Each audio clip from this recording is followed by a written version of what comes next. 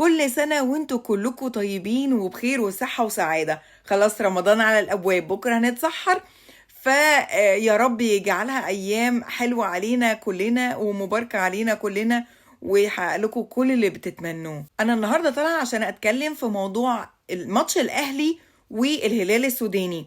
الداخلية ردت على النادي الأهلي في موضوع المشجعين. طب ايه الأول كان حصل علشان الأهلي يناشد الداخلية ان هم يكونوا بسعة استاد القاهرة كله 70,000 متفرج؟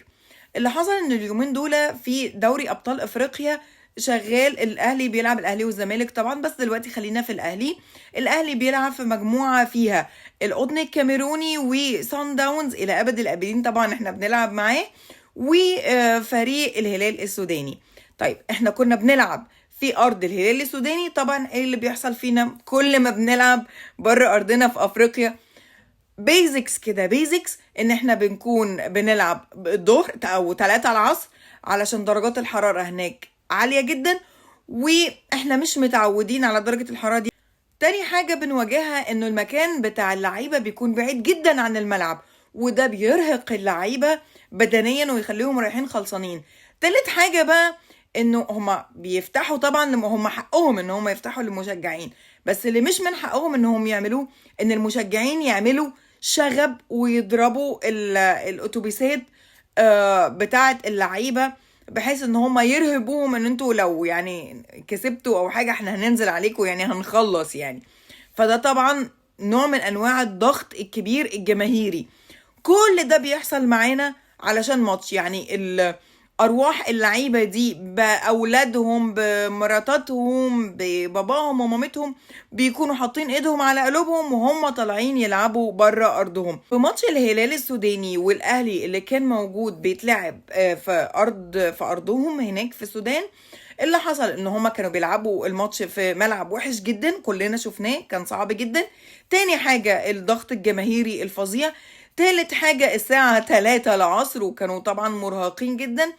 كمان الضغط الجماهيري والمشكلة اللي حصلت مع النادي الأهلي والمشادة اللي حصلت معاهم وهم المفروض ضيوف عندكم.